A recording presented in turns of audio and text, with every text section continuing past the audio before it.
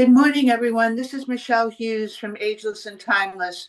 Today, I have a guest that I've been talking to for probably 9 months, but I've known about him for a couple of years. His name is Dr. Dale Bredesen, and everybody that's into the ending of Alzheimer's knows him because he had a New York Times bestselling book, which I have right here. The end of Alzheimer's, and oops, I don't know if I'm doing this right. Is it in this? Is it in the video? A little to your right. A little to the. Oh, there There we you go. go. You There can we see go. it. The end of Alzheimer's. Is that it, Tony? Yeah. Good. That's it. Okay. So Dale, welcome. I'm so happy to have you here, and you know, I've been watching some of your podcasts on the internet, and one thing I have to say right up front is you are truly on a mission. And you're one of the most dedicated and most passionate, but in a very subtle way. I mean, you don't wear it on your sleeve, but you are truly a pioneer, and you are truly doing something that is at the cutting edge. And I will tell everybody right up front, the first thing that Dale said to me after our Get Acquainted call that shocked me was he said, Michele, we will be the last generation of people who will look at Alzheimer's as a incurable disease. Well, that coming from probably one of the most disastrous records in history of medicine for any disease is a bold statement, to say the least. So Dale, why don't you just start off and tell us what is it that makes you so courageous to make a statement like that? Why do you think that can be? Yeah, that's a really good point, Michele, and thanks for having me on. In fact, we have here. So here's the new book, which is called The Ageless Brain, which just became a New York Times bestseller yesterday. How great! So happy I've about got to that. read that. So I'll get you a copy of that. Thank you. Well, you know, we are neighbors, so it's only a little postage Not too far too away. from Nevada to Tiburon. Right. So what's changed dramatically during my career, and I've been doing this now for 50 years. I'm in my 70s, so this has been a lifelong passion, as you said. When we started out, we were told there's nothing you can do. There is nothing that will prevent, reverse, or delay cognitive decline. In fact, some of the old work from thousands of years ago, Pythagoras pointed out, dementia and what happens to people as they get older. Marcus Aurelius talked about what happens to people as they get older. And until just the work that we've been doing over the last 10 years, that was the thought. There's nothing that you can do as you get a little older, your mind slips, and for many people, they can look forward to dementia. But as you pointed out, I did indeed say, ours is the last generation that will fear Alzheimer's, because for the younger generations now, what do they have? They have so many things that we did not have. Number one, there are new blood tests now. There's something called BrainScan, which gives you a p-tau 217, GFAP, and NFL. That's three tests that literally look inside your brain and tell you, are you on the way to that problem?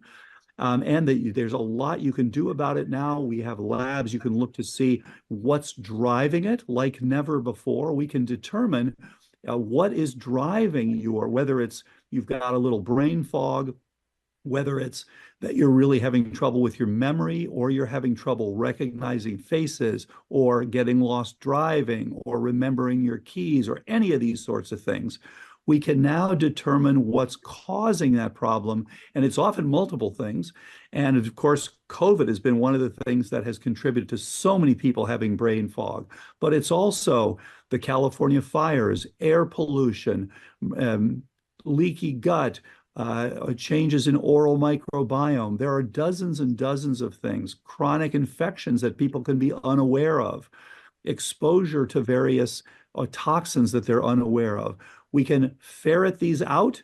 We can identify and address them like never before. And we have such spectacular results with prevention and reversal of cognitive decline.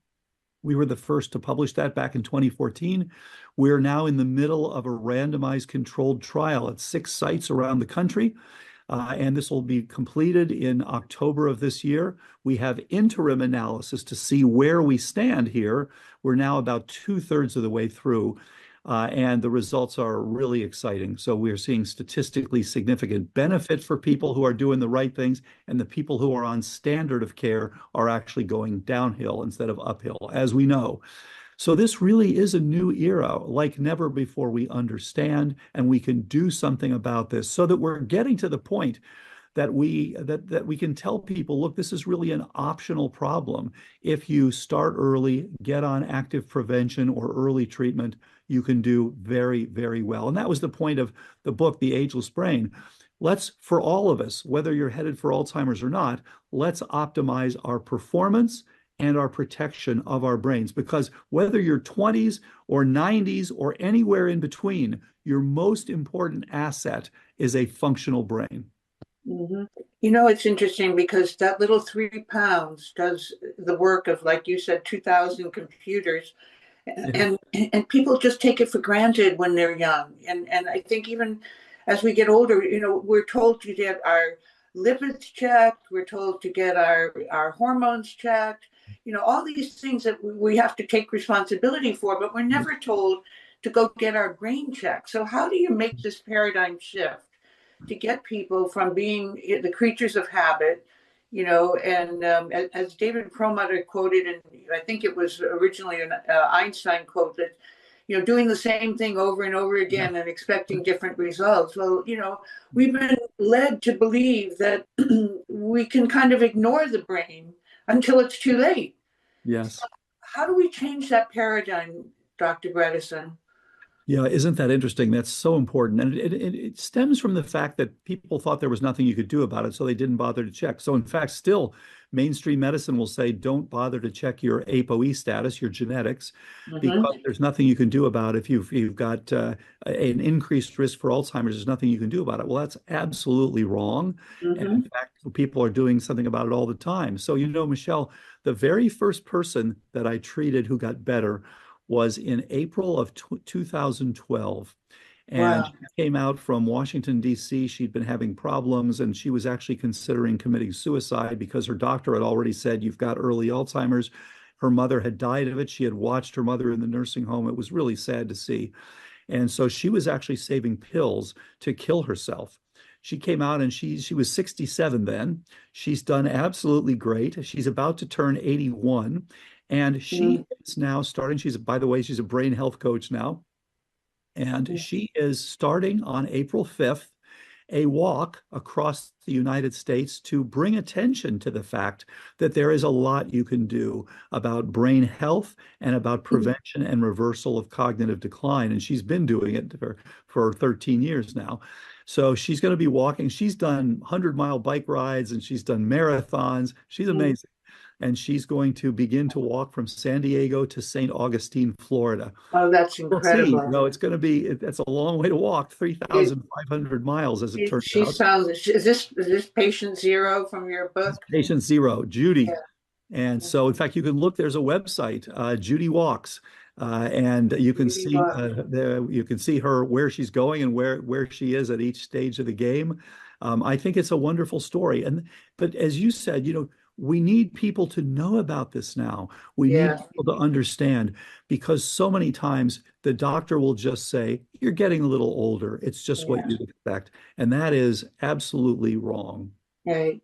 Well, you're obviously at the forefront of doing that, as is Dr. Perlmutter, being such a big believer and being also, you know, an expert in brain health.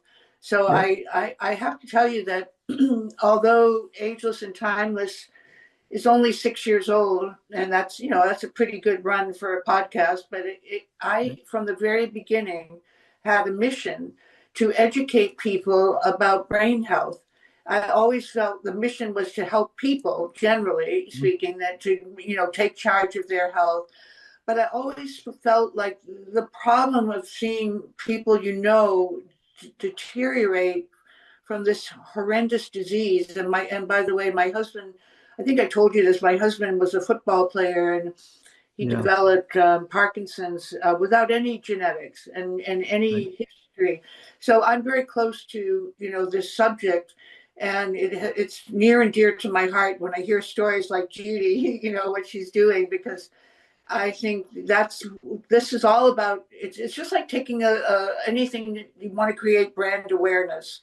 Yeah. This is like a brand, curing Alzheimer's, the end of Alzheimer's. And now how do we get that awareness out to people? And it's like baby steps, you don't seem to have these huge paradigms. Certainly you and your books have helped tremendously, and all your podcast lectures and your lectures around the country. And in fact, I looked at Apollo Health, and Deborah Geisler is going to be on my podcast. Yeah, good. I think in 2 weeks or 3 Great. weeks.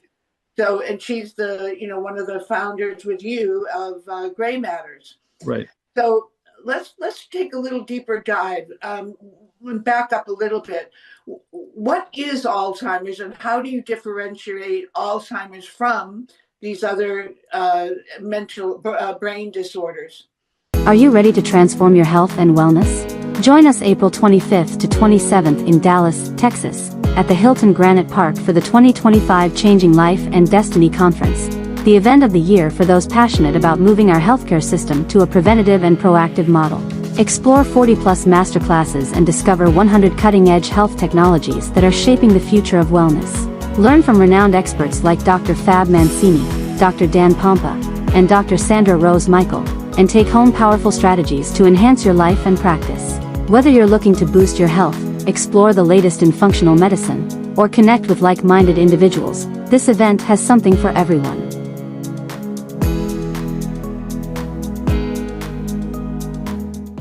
Yeah, this is a good point. So Alzheimer's was defined as a pathology. So Dr. Alzheimer, way back in 1906, so over 100 years ago, had a patient who died, who actually got demented in her 50s, quite demented, and passed away, and looked in the brain, and at that time saw the hallmarks.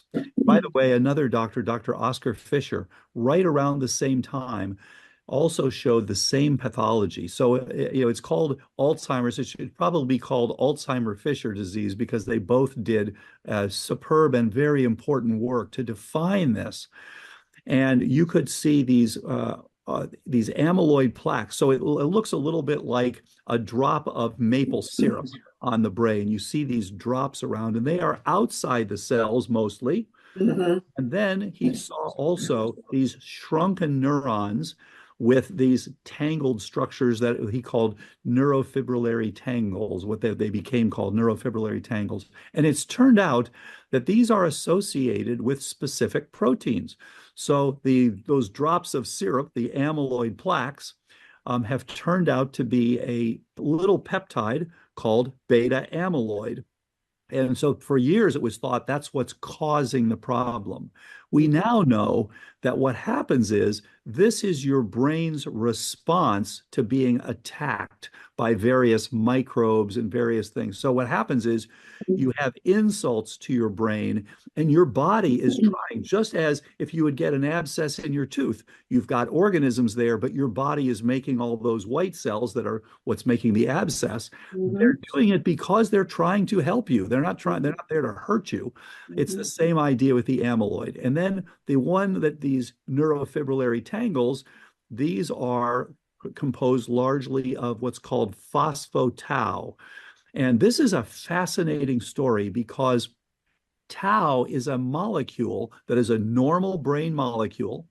And what it does is it bolts down your microtubules. So you have these microtubules that are part of the structure of your brain cells. Mm-hmm. So when you're growing these things and reaching out and making new contacts and keeping memory, just like putting an addition on your house, you need to have the bolts, the structure, to keep that strong. Mm-hmm. Now, what we've found in the research is that your body, literally just the way it goes from sleep to wakefulness, and whole sort of things change in going from sleep to wakefulness, you also go from connection mode to protection mode. Mm-hmm. So when things are good, you are putting your resources into connection. So your tau is bolting down these things, you're making and keeping these structures. When you've got inflammation, when you've got organisms there, when you've got toxin exposure, all these sorts of things, your brain literally switches from connection mode to protection mode. When it does that, your tau is phosphorylated. So you add phosphorus and oxygen to your tau.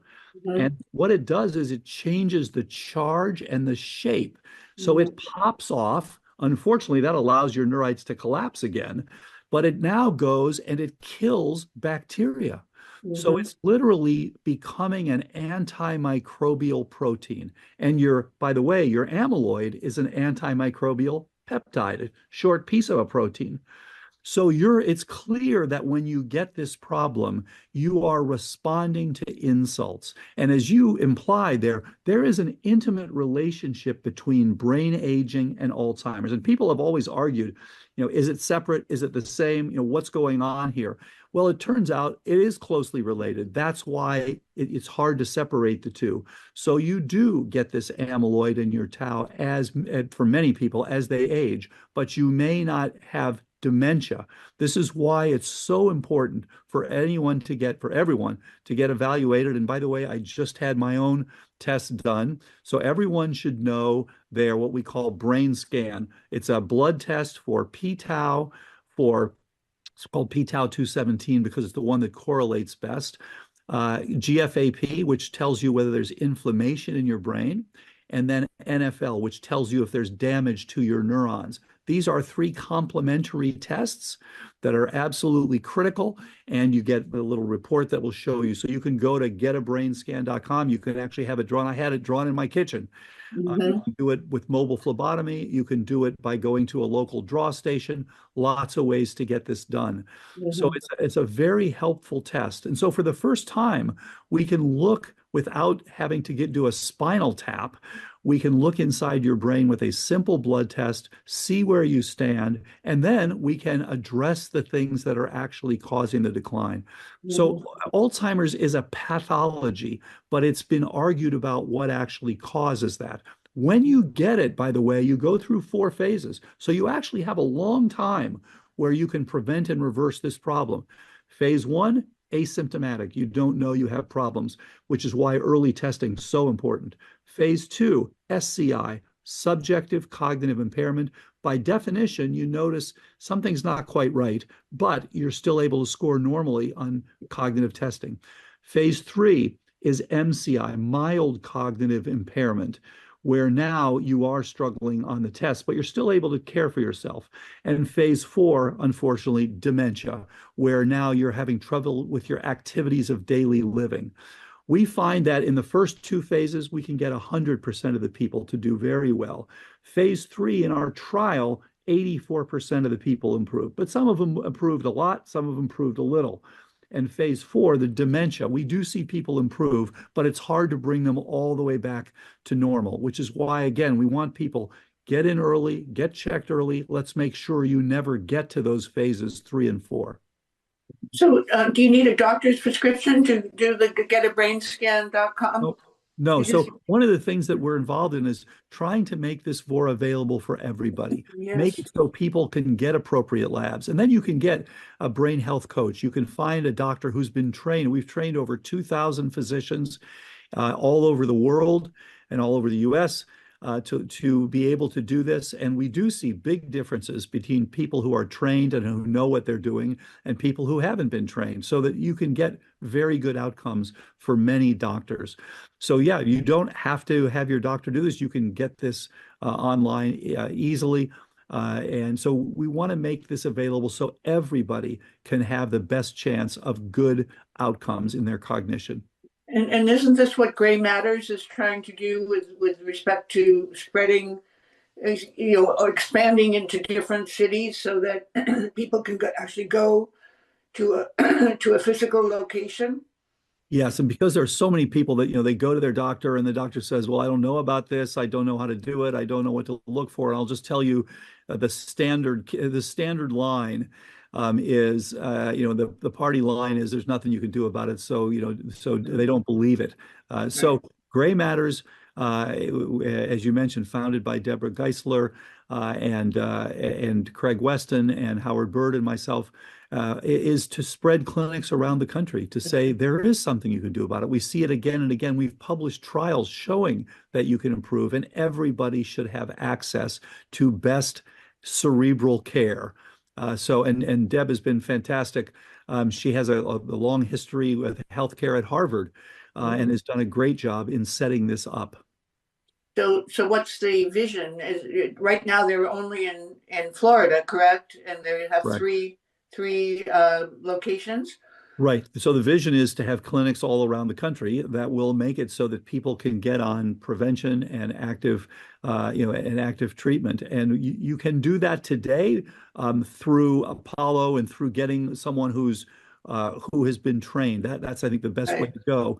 But there's not yet these standardized clinics where you can know here's someone that's been trained. Right. So best thing right now, you can definitely get the brain scan, get the blood test and look, and it will tell you, and then get a good practitioner who has been trained. We hope that there will be clinics around the country at some point to help you do that. And now in Florida, Dr. Niels is a doctor there who's doing an excellent job with patients. So, but there's one thing, if you can go get the tests on your own without a doctor, but somebody has to interpret the results. Right. So there is a report that actually interprets the results for you. And then there's also, there's a number you can call up and you can get further discussion. You can get so all the things that you need, you can get. Okay. We want to make this so it's easily available to everyone. Right. But you don't see patients, but yet you have these, 84% of these, and those 7 people that wrote the second book. So obviously you did treat. You made some exceptions. When do you make an exception to actually take care of a patient? Yeah, so I saw patients for years, right? But then I ran a laboratory for years so that we could study the basic aspects. So the idea is we went into the lab with the idea that there was nothing at that time. This is now started my first lab in 1989. And so there was nothing that could be offered to anybody. So I thought, it doesn't help me to tell people there's nothing that I can offer you. So the idea was to go into the lab, study this at the most basic level, see if we could understand the process well enough to begin to fashion the first effective treatments. We did that. And so I actually did see patient 0, and I've seen a number of patients since then. But I'm no longer again, as I said, I'm in my 70s now. I'm no longer a clinically practicing physician. So now I'm a teacher. So we have taught all these people how to do this, and many of them are doing a fabulous job. We're developing new tests, and I'm involved with that, looking at what can we do better. How can we do it less invasively? How can we do all the things that are needed? What are the tests that are working? What are not working? What are the treatments that are working? There's a lot of junk out there, as you know. People will say, oh, you just take my crystal and put it on your forehead, everything's going to be fine. No, we want to know the things that are actually scientifically validated and working. Right. That's why I'm not seeing many people these days. So do you have a database of the 2,000 people you've trained so that people can look at their geographic location and find someone that's a specialist and has learned through your training? Yeah, and in fact, the easiest way to get onto that is to go to my CQ test. So CQ is cognitive quotient. So MyCQ test. Yeah. That gives you a free online cognitive assessment. Yeah. You can then look and see where do I stand? Because this does sneak up on you, as you know, some changes in your cognitive abilities. You can do that, and it also will help you get the appropriate tests and tell you where are the trained practitioners. Somebody's trying to call in, so you just put it up into a little box. So hold on just a sec. I'm sure you're going to come back as soon as that call goes away. Okay. There we go. Okay, we're back. Okay, so that's really good. This is, one of the things I wanted to do in today's podcast is have practical information for people to be proactive, that they get inspired by what they learn, or if they just read your book, 2017, that's 7 years ago, 8 years ago. What has changed in the 8 years that you want to share with us? Yeah, really good point. So in the 8 years since the first book came out, this is why I wrote the new one, The Ageless Brain. And so number one, we've never had these blood tests before. So this one that I mentioned, BrainScan. That's never been available before, so that you didn't really know. You had to have a spinal tap or you had to have a very expensive PET scan instead of just a simple blood test. So to me, that is a huge step in the right direction. And you can also use that to follow where you stand as you get better. The second thing, when we first came out with this back in 2017, we had anecdotal improvements, but we didn't have a clinical trial.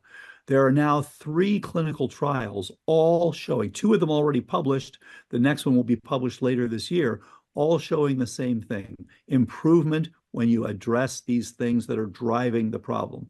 The third thing is we understand much more now about the drivers of the disease. We had the 36 holes before. We were looking at all these different pieces. We now know that they all come in just a couple of groups, so we can look for them better and we can address them better.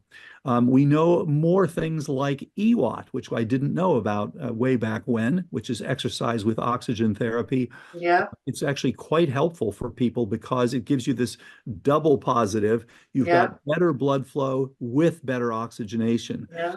We know a lot more about how to achieve best outcomes. We know more about some of the pathogens that can be involved with this. So we have a better and better chance to produce this. Also in 2017, we didn't have any examples of long-term improvement because we hadn't been doing it long enough. We've now published a paper. It's freely available online. That shows sustained improvement in people for over a decade. As I mentioned, first patient came in 2012, so she's now 13 years out. She's doing great. So we now know about long-term outcomes. We've now begun to modify this and use it for other neurodegenerative conditions. We have some good results with Lewy body disease, which is often mistaken for Alzheimer's disease. We have some beginning good results with macular degeneration.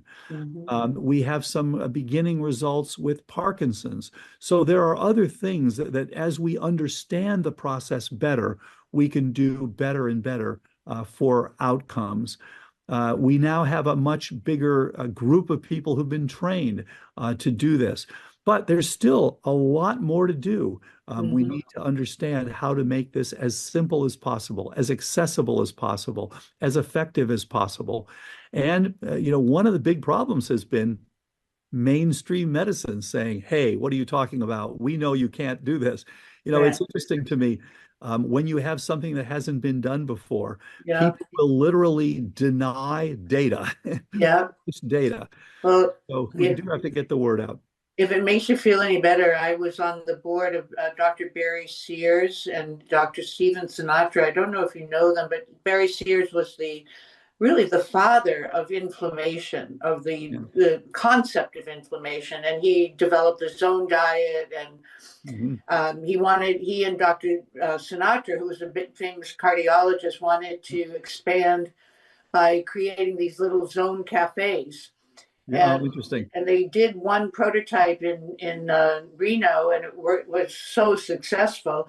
Anyway, but the point I'm making, I was on their advisory board because I knew a couple of other people that were involved, and they wanted someone with real estate and a passion for health.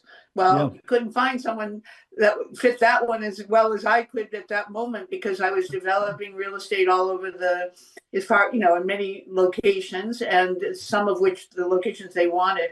But I remember sitting down with Dr. Sears one day, and he said, it is so frustrating because I know that inflammation is the root cause of so many diseases, but I am getting so much flack from my own medical community. And now I think of you, and how you said many of your friends don't even talk to you anymore.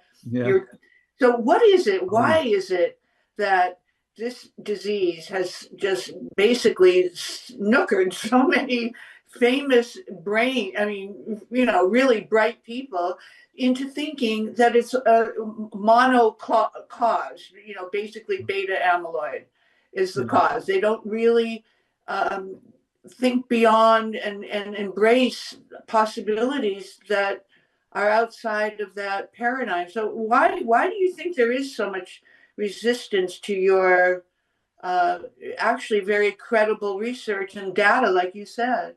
Yeah. There are a lot of angry people out there. It's so funny. So, 2 centuries ago, in the early 1800s, there was no germ theory. People didn't know about microbes, about bacteria and things like that. But they knew that women were dying. Women in Europe were dying after they had their babies, and they would get infections and die. They didn't realize what it was.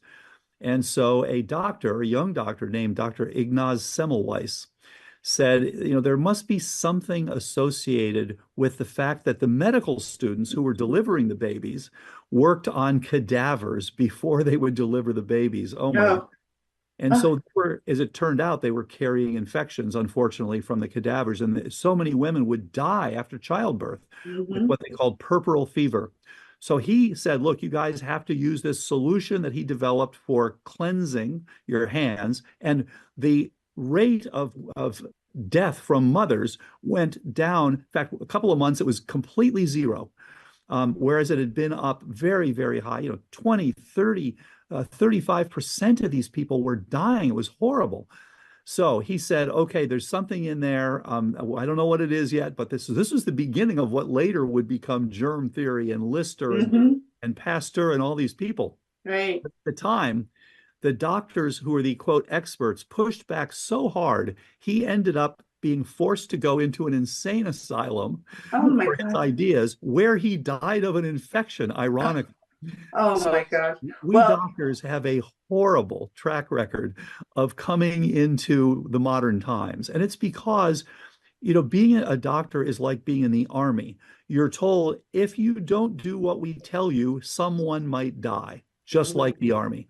Yeah. So you do what you're told, you don't ask questions. Well, when you have something like Alzheimer's where there's nothing, somebody's got to ask questions.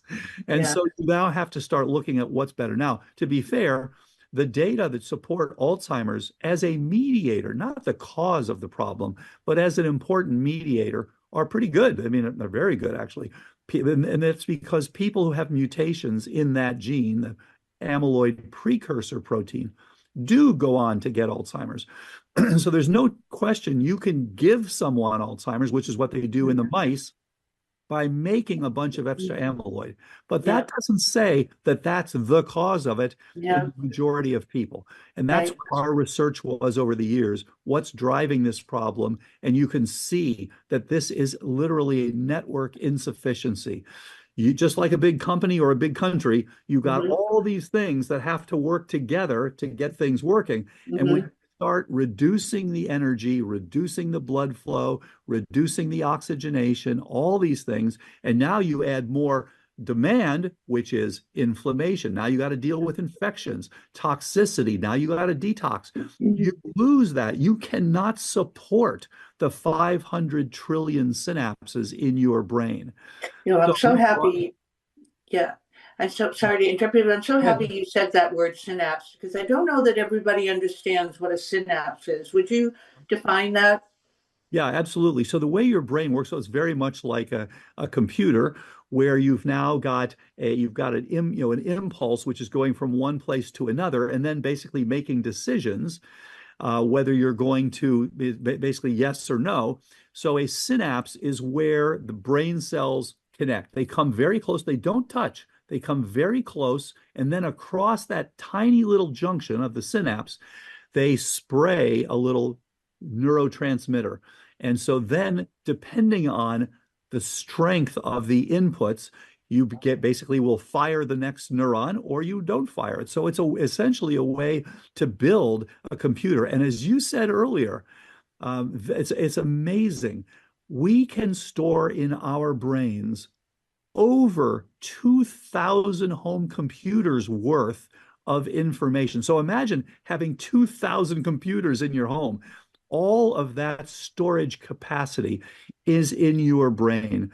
So when you are unable to support all of that, you've got to downsize, unfortunately. Just like a company, you do not support it. And when you've got additional demands on it because of infections, inflammation, toxicity, you're also going to have to downsize. And as I said earlier, you're switching your resources from connection to protection. And that's what's happening in Alzheimer's. And if you don't identify it and address it, you just keep downsizing, downsizing, downsizing till you can no longer take care of yourself. So this is a breakthrough in our understanding about what this is all about. And we got to quit saying, well, it's just amyloid. Well, the amyloid is there for a reason. So we're changing the way we think about this from pathology, amyloid, tau, tangles, things like that, to physiology. What is your body doing to try to help you, given the insults it's undergoing? When you do that, it really opens things up. That is such an important statement that you just made, from pathology to physiology, because APP, as you mentioned in your book, that amyloid is actually the protector. And to get it so wrong, the whole medical establishment has gotten it so wrong and spent how many millions or billions have been spent on this disease? Well, over $40 billion. And still no cure. That's a big mistake. That is an expensive mistake. And still no cure except the Bredesen Protocol, which they're ignoring or not willing to embrace. So this is a sad story. And, it kind of reminds me a little bit of your history with the Buck Institute and where it was when I think you were probably the person that was serving, because you were the founding CEO. And that's when I was on their advisory board, was right at the very beginning. So we must have known each other back then, but not really, remembered that. But but I can remember the Buck Institute started out being very allopathic and very much wedded to the pharmaceutical industry. And I don't want to get into the politics, but I remember feeling very uncomfortable. And to your credit, and to Lee Hood and Eric Verdon, both of whom, Lee was supposed to be on my podcast. He will be on, I hope, next year, but Eric has already been on. Good. And Eric wants me to interview Dr. Nathan Price. So I'm getting a lot of exposure to the Buck Institute for where they are today. And you were the first and foremost to really start them on that track of embracing something that now we look at with respect to a specific condition called Alzheimer's and other neurodegenerative diseases that actually embraces the very protocol and functional medicine, integrative medicine structure that the Buck Institute basically started to move towards, and over these years has gotten more and more to that level of let's call it away from pathology and more towards physiology. So all that being said, the reason I'm saying it is because I want you to take a deep dive into the functional medicine protocol, which is really the Bredesen Protocol.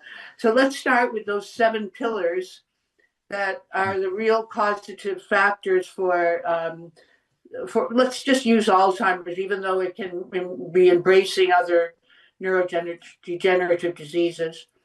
Yeah, and as I mentioned, we're modifying this to take into account the special situation for each of these different networks. So whether it's Lewy body related or whether it's ALS related or macular degeneration.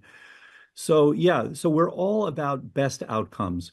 That's the goal. And so this is why the Institute has moved toward this with people like Lee Hood and Nathan Price. They are experts in this area. So we're looking at all the things, and they're very good with things like metabolomics and as Lee calls it, the phenome. We don't want to just look at the genome. We want to look at the phenome to see where things stand. So we start with, where the brain scan that I mentioned earlier. You're going to get that and look at what's the status of your brain. Then we look at the future. Where are you headed? And that includes things like your homocysteine and your HSCRP and your various toxin burden, all these sorts of things. And then we can fashion a personalized precision medicine protocol for you, which addresses these various things. And as you said, there are 7 basics and there are 2 specifics. And the way this works is the basic things support everybody. The specific things then say, do you have additional things we need to look at? So the 7 basics are this. So interestingly, your diet, everyone thinks diet is not very important. It doesn't really matter what you eat. As a doctor, I was taught diet's not that important. Right. That's have to be very incorrect. Right. There's so much that can be done. So a plant-rich, mildly ketogenic diet with high fiber, high phytonutrients, very, very important. Arguably the most important of all these things. Healing your gut, making sure that your gut microbiome is good, having enough prebiotic fiber, all this sort of stuff. Exercise, and there's some great things like EWOT that I mentioned, Katsu bands, HIIT, this high intensity increases your BDNF, which we know supports synapse formation and has an anti-Alzheimer effect. Right. So that's a very good one. And then the third one is sleep. And I track mine every night. It's a good idea. You want to have sleep each night, at least 7 hours of sleep, at least an hour and a half of REM, at least 1 hour of deep sleep, and at least 94% oxygen saturation. Those 4 parameters, critical. And having good, sleep hygiene is helpful and things like this. And then the 5th thing is brain stimulation. And as you are supporting your brain, you want to stimulate it a little bit and that's with brain training. It can be with photobiomodulation, red light therapy, things like that, very helpful. And then detox, some basic detox for all of us. Sauna, sweating, non-toxic soaps to get rid of that sweat afterwards. Basic detox, clean water, filtered water. These are all very helpful. And as you know, one of the big things that is coming up now is the microplastics. Can't ignore these anymore. It turns out they do collect in your brain more than your liver. They concentrate in your brain more than your liver, more than your kidney. And they are associated. We don't know yet whether it's causal, but they are clearly associated epidemiologically with cognitive decline. Now, you can reduce these with things like plasma exchange. That's expensive. And is everybody going to have to undergo plasma exchange? We've got to look at better and better ways to minimize the microplastics in our brain. Right. Plasma exchange, if you go to Dr. Darshan Shah at Next Health, it's like $18,000. If you go to Dr. Purita in Florida, he's a lot less, but it's like $4,000 or $5,000. At the A4M, at RadFest, they were actually had someone right on the floor that was doing it, set up their booth and everything, and that was going to be about $6,000. So this is not affordable for everybody, but it is, certainly if you can afford it, to take 4 or 5 liters of your blood out of you and basically reconstitute it with oxygenation, taking out all the toxicity. And they even show you the blood, the color of the blood and how it changes. It's really quite fascinating, but not for everybody. So that I love what you're saying, but I would say that's kind of like for 1% of the population. That's the issue. And by the way, one of the world's experts on this, who is ahead of all those guys you mentioned, is Dr. Dobry Kiprov, who is right here in Marin County, right in Mill Valley. He and I were both together years ago at UC San Francisco in our training. So he's been doing this for a long time and is very successful and has shown there's some improvement in cognition as well. So these are, this is another issue. So detox. And then the final one is some targeted supplements. These can help to reduce the inflammation you were talking about earlier. And I have met Dr. Stephen Sinatra, so I know his work. And did you know that he passed away? I had no, because I haven't seen him in several years. I did Yeah, not I know. know. Yeah, I've yeah, interacted with his son as well, so I'm yeah, sorry yeah. to hear that he passed I away. know his son too. Yeah, Yeah, I met him late in his career, obviously. yeah, So, but I think what he's done and his son has done, very important. We always say, well, you've got to find out also what's causing the inflammation because you don't want to just reduce the inflammation without knowing what it's doing. It's there for right, a reason, just like the amyloid. It's there right. for a reason. Well, Um, you didn't say the vascular part, but that certainly, and you did say the gut, the brain gut access, the microbiome. But what about the vascular, and what about the genetics, and what about the hormones? This seems like there's so many potential causative factors. But why yes. don't you talk about those for a moment? Yeah. So when I said, remember, energetics, inflammation, and toxicity, Oh, that was yeah. So the vascular is absolutely part of the energetics. So I mentioned you have to have good blood flow, oxygenation, mitochondrial function, and that's where ketone level turns out to be important as well. And insulin sensitivity, metabolic flexibility, mhm. as my wife taught me many years ago. She's an outstanding integrative physician, as she taught me many years ago. Metabolic flexibility is very important. So the ability to go seamlessly back and forth between utilizing glucose and utilizing ketones. Our brains are like a Prius. Yeah, They're like a hybrid.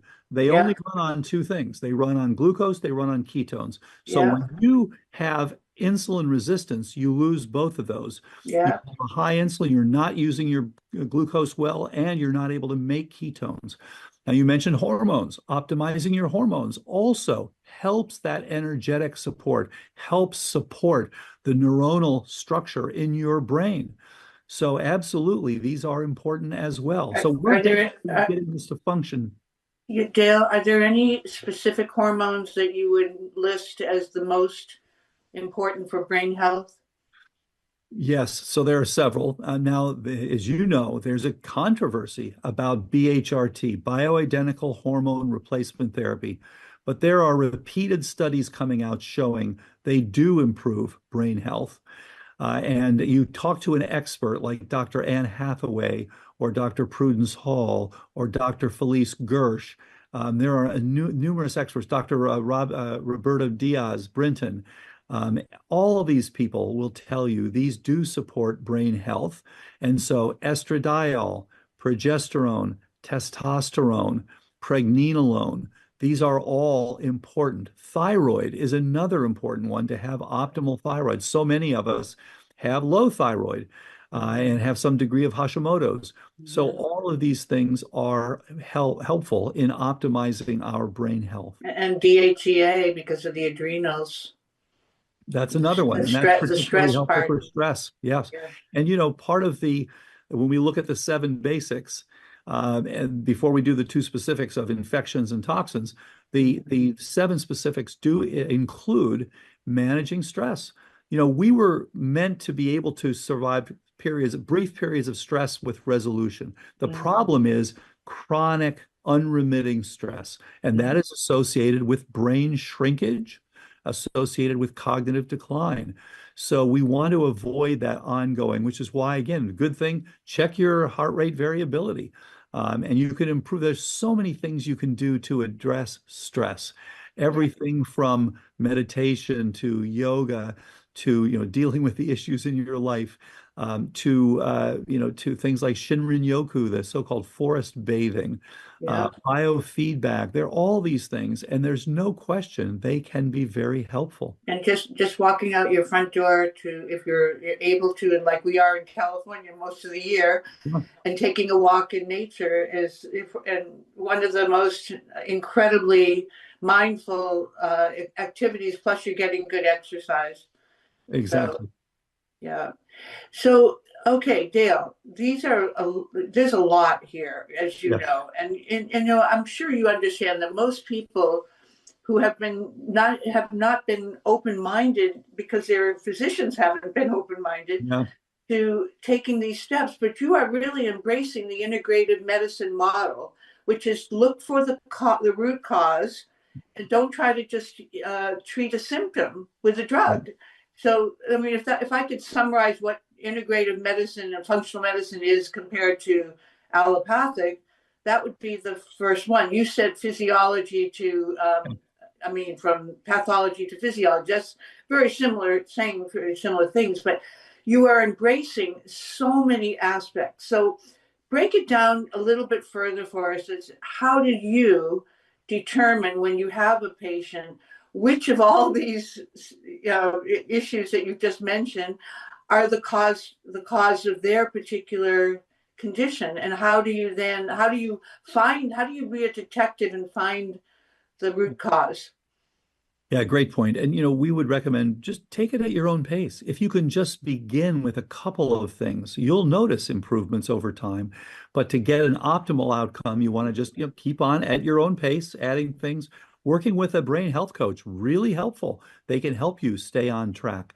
So the way we figure out what's wrong is the blood test that I mentioned. So there's the first one that tells you where you stand currently. That's BrainScan. You could get a BrainScan.com. Mm-hmm. Then there's a one that says where are you headed and what's driving it. And those are so-called recode labs. And you can also get those online. You can also get them at a local draw station. It's very easy. And then from that, we have a computer-based algorithm that goes through all the things. It used to take me about 2.5 hours per patient to go through every single thing and figure out, okay, here's an optimal plan for you. Now the computer does that, in a few microseconds. So much, much faster. So that's why we made this whole algorithm so that you can now see what to do here. And it'll tell you based not only on your blood test, but also on some of your symptoms. So, for example, people who begin their cognitive change with depression, and we hear this all the time, and they more likely have toxicity as one of the important contributors to their cognitive change. Whereas people who begin it with an amnestic, with a memory issues, tend often to be more on the metabolic and inflammatory side. But that's one of hundreds of variables. And so looking at all these different blood tests, we put the whole thing together, the computer crunches it and then says, okay, here's what's most likely for you. And that's what's gotten the best outcomes. Mm-hmm. So if you were to take a history of your journey of 30 years, this is 30 years, right, that you've dedicated yourself. Who has been the person that has most affected your outcome as to where you are today? Who has been your inspiration? Well, you mean in terms of teachers? Yeah, teachers or just individual, can be anybody. Who has influenced you to be who you are today? Influenced you the most to be who you are today? Yeah, well, when it comes to teaching and my role model, my hero is Lee Hood. He was a professor at Caltech when I was an undergrad at Caltech. He was the one thinking about the future of biology. He's the one that developed the DNA sequencer. He's the one that developed the peptide sequencer and developed the peptide and oligosynthesizers. He's always been, and I mentioned this in the new book, he's always been a step ahead of everybody else. And so we fashion what we're doing based on what Lee taught me over the years. And then, of course, Bill Gates attracted Lee to come up to Washington. And he ultimately set up his own Institute for Systems Biology. Yeah. And he's always been looking at the future. Now, he's more on the research side. We've tried to take that research into the clinic and said, okay, if this research is correct, we should be able to heal people's brains. And fantastically, and it's so exciting to see. Yes, we see it again and again and again. We've had thousands now. We've treated over 10,000 patients. So we've got a lot of wonderful outcomes, and we still want to understand there are others that don't get good outcomes, and we want to understand why. Did they miss something? Did we miss something? Would they not do the right things? Were there additional things that were driving this? Did we get in too late? Is there a toxin we didn't recognize? Many, many issues. But the good news is, as I mentioned in our trial, the vast majority of people do very well. And the earlier you start, the easier it is. I would almost guarantee you that the ones that don't do well are not as compliant with the daunting task of changing their habits. Yeah. And there are some people who just, I hate to say it, but they're just lazy about, I mean, they know they have a condition, but they don't have that motivation like Judy does or Yeah. did Judy's to motivated. make, to really embrace the challenge and to rise to the opportunity to, improve their lives. And so I would bet you that it's more of that, like, just diet alone. Look at the creatures of habit, Yeah. and with nutrition, and people just have trouble making those changes. And you, by the way, I meant to ask you, you mentioned ketones, and I want to be Yeah. sure our viewers understand what a ketone is. Can you just take a moment? I know we're going to have to end soon, but I don't want to miss that, because everybody, it misunderstands when you're on the keto diet. They think you're eating butter and steak every day and bacon, and that's not what you're talking about. I don't want people to go away thinking that's what they should go to the grocery store and start buying all these very bad processed foods. So could you just take a second to define a ketone? Yeah. So, as you said, the diet is plant-rich, mildly ketogenic. Yes, have wild-caught fish. Yes, have some pastured chicken. Yes, have some grass-fed beef. Those are all great. Yes, have some pastured eggs. Great. Yeah. But you want to, it's a plant-rich. You want to have big vegetables, big salads, these sorts of, eat the rainbow sort of thing. Right. Because there's so many things that are helpful there. And another thing we didn't talk about is intermittent fasting, which I know you and I are both doing that. I usually end my last meal around 7, and then I don't eat again. Like, I'll eat when we get off this podcast, so it'll be about, let's say, noon. So, I know you say 12 to 14 if you're ApoE. We'll talk about the genes real quickly in a moment, but so I think that's an important thing for people to know, that intermittent fasting produces the autophagy, which really is a way to get your blood sugar, your metabolic, and your insulin levels under control. So I wanted to be sure that we included that as another way that you can not only lose weight, or at least keep your current weight stable. But anyway, go ahead. I'm sorry. So you're right. So you want to become insulin sensitive. As I mentioned earlier, your brain only functions on those two things, glucose or ketones. So ketones are made by your liver. It's a way for your liver to export energy to your brain. So it takes literally biochemical energy in the form of acetyl-CoA. It uses it to produce ketones, which then travel through your blood up to your brain and other organs. And then they are turned back into the energy, and they are burned with your mitochondria. And so it's a way to export and utilize energy. And so when you don't have enough glucose, when you are low, you're not eating, for example, you're sleeping. You will now make these things. And the problem is, if you don't have the glucose and you don't have the ketones, then your brain is sputtering. It's like a Prius that has no electricity and no fuel. You just can't go. And that's what we see with so many people who have cognitive changes. It's because they cannot utilize and make that energy. So we recommend, just at the beginning, just take some exogenous ketones while we're getting you into this metabolic flexibility. But people will notice when they get into it, oh my gosh, my brain is working so much better, and I've got more energy than before. That's the key. And add to that list of, first cold pressed organic olive oil, avocados, things that are healthy fats. Get rid of those seed oils, which are really the omega-6s are killers too.